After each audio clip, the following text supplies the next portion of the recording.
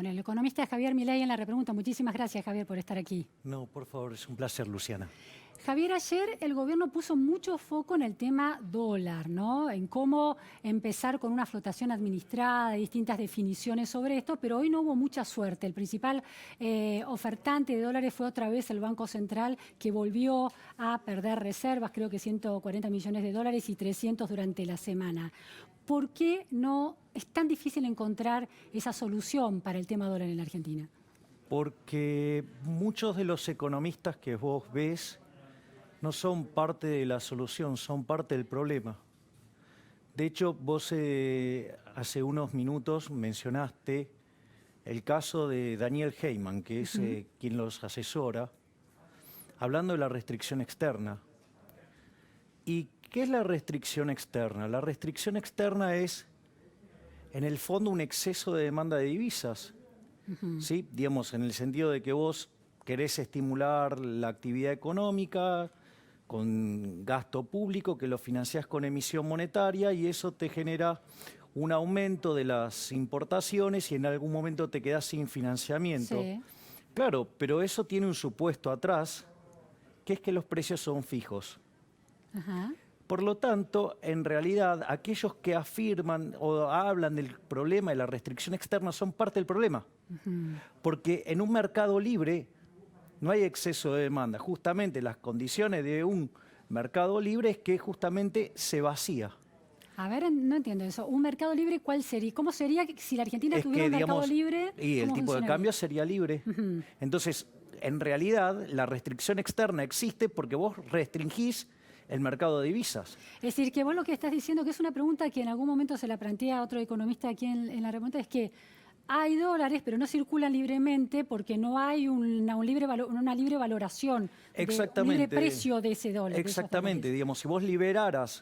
A ver, porque el problema es, vos lo señalabas muy bien, a ver, los sojeros reciben un dólar, recibían uno de 52, ahora van a recibir uno de 54.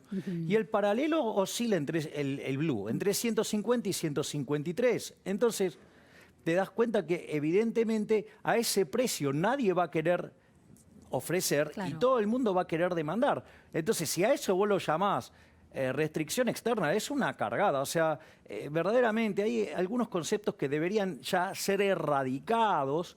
Pero bueno, Argentina sigue adhiriendo a conceptos de economía que verdaderamente son perimidos y que son parte del problema. Es decir, cuando vos te encontrás ahí a la señora Marcó del Pont, al señor Culfas, a la señora Cecilia Todesca, son parte del problema, no son parte de la solución. Pero me interesa entender claramente esta idea de que la idea del concepto de restricción externa está muy instalado, como es decir, lo hemos aprendido, parece muy racional la idea de que Argentina no puede producir esa moneda, de manera, no la puede imprimir esa moneda, de manera que la única posibilidad de tener dólares es exportando para obtener que los pagos sean en dólares, para poder al mismo tiempo comprar las maquinarias necesarias para que vienen importadas y el precio en dólar para producir cada vez más. Pero si ese círculo, ¿no es un círculo razonable en términos de economía?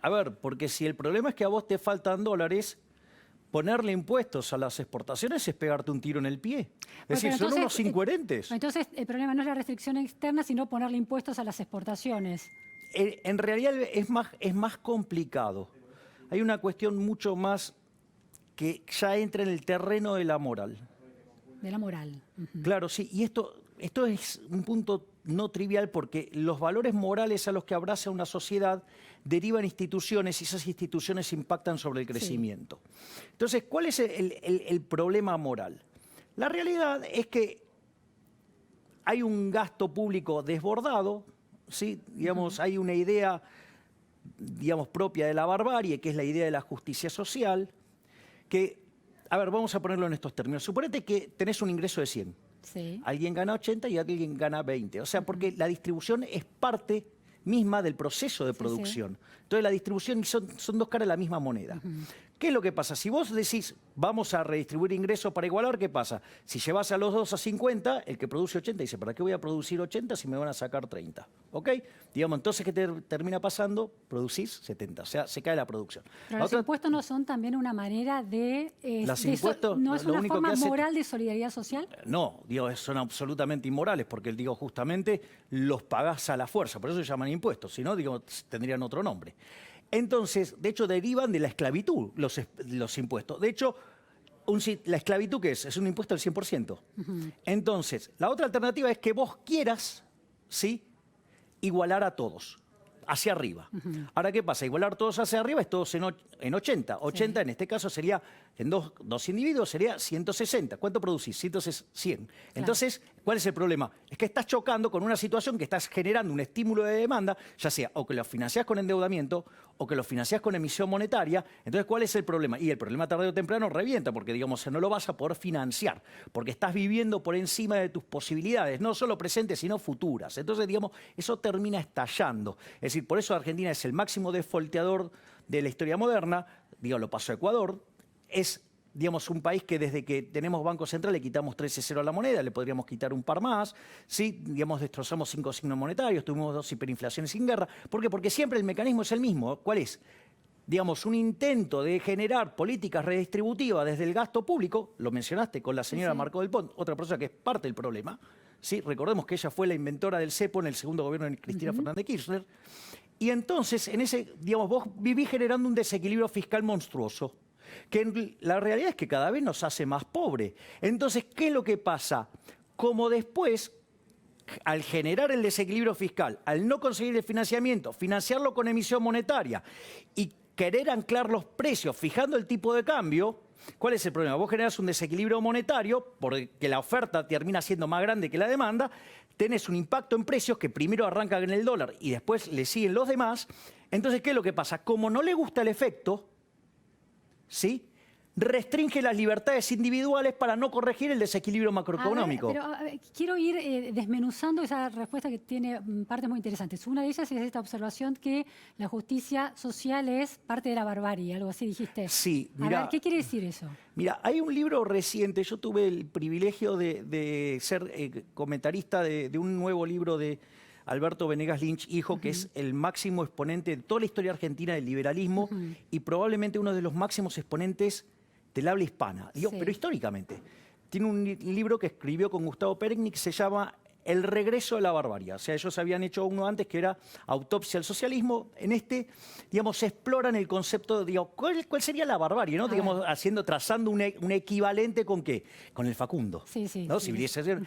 ¿Cuál era el problema? Era la gente que no tenía educación. Entonces vos educando, integrabas y crecías. Un adelantado, digamos, a Sarmiento, porque Sarmiento en el fondo se adelantó, digamos, a toda la escuela de Chicago, digamos, con Stigler, con Gary Becker y Usawa.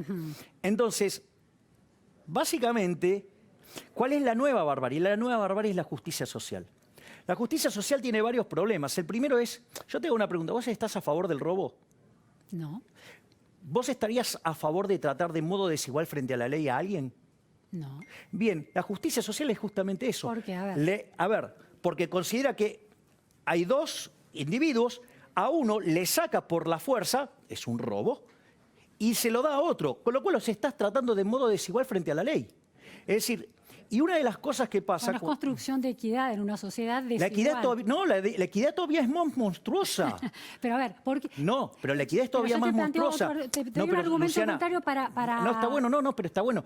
Pero lo que quiero mencionar es porque ahí, digamos, vos tenés dos conceptos. La redistribución, suponete que... Yo te pregunto esto, No, pero dame un segundo. Sí. La redistribución, digamos, suponete igualadora. Ahora, con dos individuos es fácil, ¿no? Pero en el caso de que haya más individuos, que es lo que se trata de una sociedad, quiere decir que vos, para que haya equidad, le darías a cada uno lo que a vos te parece, con lo cual estarías cayendo, digamos, en lo que es la última de las obras de Hayek, que se llamaba La fatal arrogancia. Vos, para poder hacer eso, deberías tener en los policymakers que sean omniscientes, omnipresentes y omnipotentes. O sea, deberían ser Dios. Es decir, cosa que, digo, los actuales funcionarios se lo creen, ¿no? Digo, se creen Dios, digo... Escuchá Ahora- a Cecilia Tedesco y vas a tener la sensación de que ella se cree casi Dios. Javier, Culfas también pero a ver, marcó el punto. ¿dónde naciste? En Argentina. ¿En qué barrio? Nací en Palermo Viejo, cuando Palermo Viejo no era un lugar Bien. acomodado. Ciudad de Buenos Aires, un barrio de clase media o clase media trabajadora, podía ser. A ver, digamos, o sea, si querés ir sobre mi historia personal... sí. No, te cuento.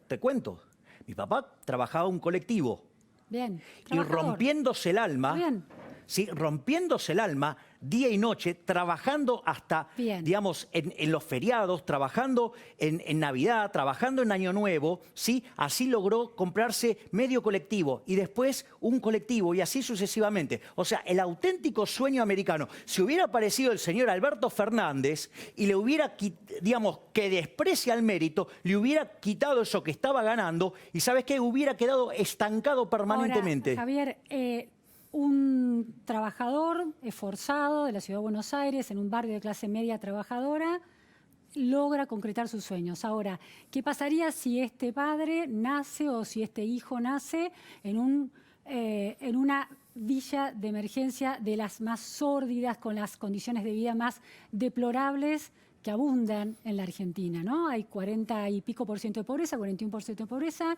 Los niños y jóvenes están en el 57% de pobreza, 53-57% de pobreza. Supongamos lo siguiente, que ese esfuerzo... A ver, supongamos que uno de los muchachos que está acá detrás de cámara... quiero preguntarte, es que, permíteme que preguntarte esto. Es decir, el Estado, No, digo, pero es que como el mercado es imperfecto, el Estado no el tiene mercado no es imperfecto, ahí es que está el problema. el Estado no tiene alguna obligación de hacerse cargo No. de las desigualdades que el azar determina en la vida de las personas. No, ahí está el punto. A ver, suponete que, digamos, yo me siento muy conmovido por la situación de algunos de los chicos que están con la cámara.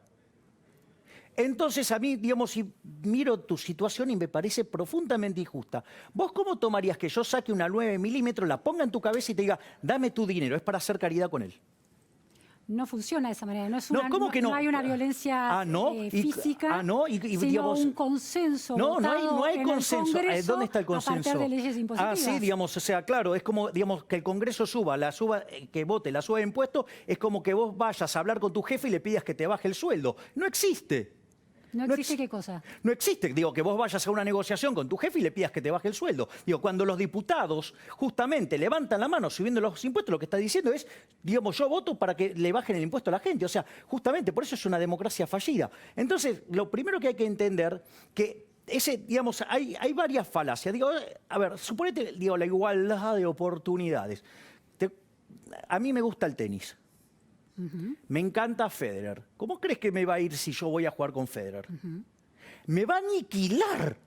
Literalmente me va a destrozar. Entonces, para que tenga igualdad de oportunidades, ¿qué proponemos? ¿Cortarle un brazo a Federer y medio pedazo a una pierna? Es una aberración. Es decir, gracias a Dios todos somos distintos. Lo que hace el mercado es dejar de manifiesto quién es mejor y quién es peor. Es decir, es más, te lo voy a hacer... Pero esa definición esencial de quién es mejor y quién es peor en realidad está determinada por el azar del lugar donde naces. Eso no es necesariamente cierto, porque hay un montón de casos de personas que nacieron en la extrema pobreza y les fue muy bien, y hay personas que nacieron en una situación muy acomodada y terminaron cayendo. Sí, porque cuando vos mirás, en los países, digamos, libres, hay muchísima movilidad. O sea, cuando vos tomás los que era más rico en Estados Unidos al inicio del siglo XX, no son los mismos que eran a mitad del siglo, y tampoco los que eran a final del siglo. O sea, hay una movilidad enorme. Es decir, un sistema, digamos, de esas características genera que haya mucha movilidad. Entonces, ¿cuál es el punto? Aparte, ¿en qué se basa el éxito? Porque eso es lo importante. ¿En qué se basa el éxito? En el capitalismo, en lo que es el mercado, esto es muy importante. O sea, yo vivo haciéndome un picnic preguntándole a la gente, digo, que critica el mercado, digo, ¿qué es el mercado? Es decir, el mercado es un proceso de cooperación social donde se intercambian derechos de propiedad. Ejemplo, ¿me entendés? Vos sos la dueña de esa tableta, ¿sí? Y entonces yo te digo, te la quiero comprar, Luciana. Entonces empezamos una negociación. Y cuando acordamos una suma de dinero por ese intercambio, eso genera un registro histórico que se llama precio. El precio es una señal que se transmite al sistema donde los agentes se coordinan, o sea, algunos serán compradores, otros serán vendedores. Y si hay discrepancia entre oferta y de demanda, digamos, cambiarán los precios. Entonces, cuando vos te empezás a meter con la propiedad, ¿sí?, que es el eje central de la intervención del Estado, es meterse con el derecho de propiedad en mayor o menor medida, lo que empezás a hacer es contaminar la señal de precio. Un Estado que funciona también protege el derecho de propiedad, ¿no? Depende de qué tipo de estados definas. O sea, hay, a ver, por ejemplo, los liberales tenemos distintas definiciones. O sea, hay liberales clásicos, hay liberales, digamos, libertarios minarquistas, que solamente consideran la existencia del Estado para seguridad y justicia, y los hay anarquistas. O sea, yo filosóficamente, o sea, normativamente soy anarquista, en términos positivos, en términos prácticos, soy minarquista. Quiero volver al ejemplo del fútbol porque me parece revelador en relación a este tema de la meritocracia que se ha instalado a partir de los comentarios del presidente Alberto Fernández, de cuestionar la idea de mérito, que tuvo una especie de repercusión en palabras del Papa también. Otro que es parte del problema. Y hay una idea de que hay un espejo entre, o hay un tipo de relación entre la meritocracia y el capitalismo. Ahora, el ejemplo del fútbol no tiene un problema, que es que el fútbol no es un aspecto esencial y un servicio esencial. Si pensamos en, por ejemplo... ¿sabes cuál es el problema, Luciana? ¿Pero por qué definís que es esencial? ¿Me dejás terminar? ¿Cuál es el criterio de que es esencial? Saber jugar al fútbol y saber leer y escribir, parece que hay una diferencia de esencialidad importante. A ver, yo digo... Entonces, pero digamos, o sea, puede haber... pero Messi de repente, digamos, te puede gustar si lee o no, digo, no sé cómo lee. Pero, digamos, ¿me entendés? O sea... Ese es el concepto de mercado, satisface a millones de seres humanos. No estoy cuestionando a Messi, me parece buenísimo Messi. ¿No? Digo, el fútbol yo lo adoro a Messi. Estoy diciendo que para pensar una sociedad que tenga aquellas necesidades básicas satisfechas, como por ejemplo el acceso al alimento, por ejemplo el acceso a una vivienda digna, o la educación. La pregunta que te quiero hacer pero el pregunto es que esos derechos alguien lo tiene que pagar. Bueno, la pregunta... Entonces, si alguien lo tiene que pagar... Digamos, el punto es, ¿quién lo paga? Bueno. Es decir, entonces, digamos, y si vos estás obligando que alguien sí lo pague a punta de pistola, eso está mal, moralmente está mal. Está mal, digamos, robarle a alguien para dárselo a otro. ¿Y quién define qué es esencial? ¿Quién define qué es la canasta básica de alimentos? ¿Quién es el que define la vivienda esencial? Javier, consideramos que educar a la población en el ejemplo sarmientino que vos señalaste como una especie de vanguardia liberal. Sí, pero digo, no después, la educación pública gratuita y no, pero es que la educación pública era un tema clave. No, la educación pública se convirtió parte del problema. Porque se convirtió, digamos, en un centro de adoctrinamiento marxista. Pero eso es otro tema. Lo que yo quiero preguntarte... No, es que no es otro tema, Luciana, es que ese es el punto central. ¿Sabes por qué? Porque la educación pública hoy es una maquinaria que lava cerebros y que forma a la gente en las ideas socialistas cuyos valores de fondo son la envidia, el odio, el resentimiento, el trato desigual frente a la ley, el odio, el robo. Y eso se traduce en un conjunto de instituciones nefastas que han hecho que del ser el país más rico del mundo, hoy seamos 70 y en caída. Martín Migoya, el creador de Globan, uno de los fundadores de Globan, es un egresado de la Universidad Pública, Universidad de La Plata. Bueno, la vida... Martín Humarán, de la Universidad de La Plata. ¿Pero qué tiene que ver? Bueno, digamos, o sea, a ver, y eso amerita, digamos, que, digamos, o sea, la educación pública se haya convertido en una máquina, digamos, de generar cerebros marxistas, digamos, que nos empobrecen. La evidencia empírica es, digamos, demoledora respecto al caso argentino. O sea, estamos cada vez peor. Es decir, las ideas... Justamente, digamos, por ejemplo, que impulsan la señora Marco del Pont, Culfas, ¿sí? Digamos, no son muy distintas de las que salen de cualquier universidad pública. Un hombre educado puede escuchar y dejar que le pregunten. Sí, yo te estoy escuchando. Una pregunta? Lo que pasa es que yo, digamos, ya conozco la lógica de las preguntas y me adelanto. Bueno, lamento ser tan previsible. Mi pregunta es... No es por digo, tu caso es un problema de entrenamiento mío. No, mi pregunta es esta. En una necesidad esencial de la sociedad, como por ejemplo educar... ¿sí? Pero es que ese es el punto. ¿Quién define como esencial? Bueno, porque en el modelo sarmientino que vos alabaste, eso es clave para el progreso de las naciones. No, pero a ver, digamos, o sea, una cosa era el concepto, digamos, de educación que tenía Sarmiento y otra es el que, digamos, vino después. Javier, decías, me quedó resonando esta idea de que el impuesto es un robo, planteas vos. Claro. Hay quienes sostienen que la propiedad privada es un robo. Bueno... yo, digamos, adhiriendo a la línea de Locke, digamos, para mí los 3 derechos básicos son el derecho a la vida, el derecho a la libertad y el derecho a la propiedad. De hecho, tu primer propiedad es justamente tu cuerpo y vos sos dueña del fruto de tu trabajo. Y es así donde después el sistema, digamos, se va construyendo. Pero es más, o sea, yo te lo puedo plantear con un ejemplo porque los impuestos son un robo. Suponete que viene tu vecino y te dice, Luciana, dame el 50% de tus ingresos. ¿Y vos qué le decís? Que no. Viene al otro día con un papel que dice que le tenés que dar el 50% de los ingresos. Lo primero que vos le vas a preguntar es, ¿y quién dice eso? Ah, yo. O sea que de vuelta lo sacás a patadas. ¿Qué pasa si al otro día viene con Shaquille O'Neal, ahí estoy demostrando que tengo mis años, bueno, con LeBron James, con un bate de béisbol, golpeando así, dice, Luciana, dame el 50% de tus ingresos. Ponele el nombre que quieras, pero es un robo. Es decir, no es voluntario. Hay una diferencia entre consensuar una decisión que afecta a la sociedad a través de representantes y un robo. Bueno, pero a ver, entonces la pregunta es, ¿quiénes son mis representantes? ¿Qué es la Cámara de Diputados? O sea, un señor como Fernando Iglesias que cuando le decís que los impuestos son altos te contesta que sos un lloraimpuestos. O sea, ese hombre justamente lo que no es un representante del pueblo. Pero tendrás tus representantes, te sentirás representados por algunos. La verdad, por ninguno. Por eso digo... Pero estás en política. Y por eso mismo. Y querés en algún momento ser diputado, por ejemplo. Bueno, pero de hecho, digamos, justamente... ¿Vas a estar robándole a la gente si legislás impuestos? Sí, claro, sería un robo, obviamente. Es más, fíjate esto, yo, digamos, voy a renunciar a mi dieta si fuera diputado, así yo no le cuesto un mango al argentino. Y además... Entonces el Congreso va a estar formado solo por personas que tienen dinero suficiente como digamos, para que las personas que tienen la vocación... trabajar. Bueno, a ver, en Suiza funciona así. Y a los suizos no le va mal, ¿eh?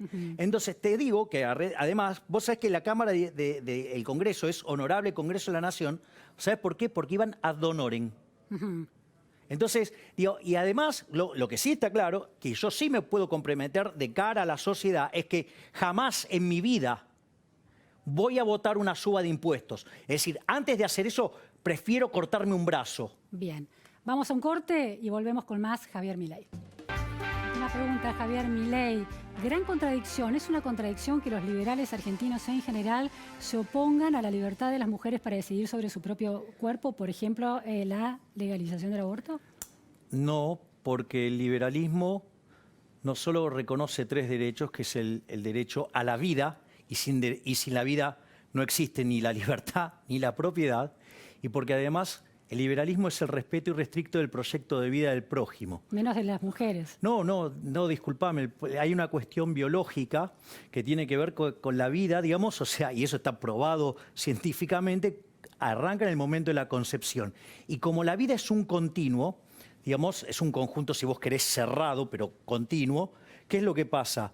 Si vos discontinuás en el medio, te morís. Y hay un problema que no hay semana 12 más un segundo y semana 12 menos un segundo. Si vos le pones una interrupción, digamos, eso es un asesinato y además es un asesinato calificado, agravado por el vínculo. Por lo tanto... No, eso no lo dice la ley en Argentina, es distinta. Bueno, digamos, ¿qué aspecto de la ley? ¿Qué aspecto de la ley? Para no discutir el tema pero ¿cuál es el aspecto de la ley? Me interesa Porque esto. quizás la ley está mal y quizás debamos llamar a un referéndum a ver, digamos, de última, si no está zanjada ¿Hay cierta tendencia del liberalismo argentino en desconocer los derechos de las mujeres? Eso es falso. Es tan falso que el primer caso, digamos, feminista en el mundo, ¿sabes quién fue? Jeremy Bentham. 1750. Es decir, los primeros que peleamos por los derechos de las mujeres hemos sido los liberales. Pero no era No, discúlpame. O sea, a ver, los liberales, o sea, quizás, digamos, no sean, digamos, de mi mismo pelaje, pero a lo que voy es lo siguiente, justamente la igualdad ante la ley. O sea, y eso es, digamos, no hay diferencia entre hombres y mujeres. Y ese es uno de los grandes logros del liberalismo. Es decir, que el marxismo cultural haya lavado el cerebro de personas y los haya afectado en la forma de ver las cosas y que crean que en realidad hay derechos cuando en realidad eso implica las obligaciones de otro y eso es un trato desigual frente a la ley y es lo que se llama affirmative action. Bueno, digamos, o sea, eso no está bien.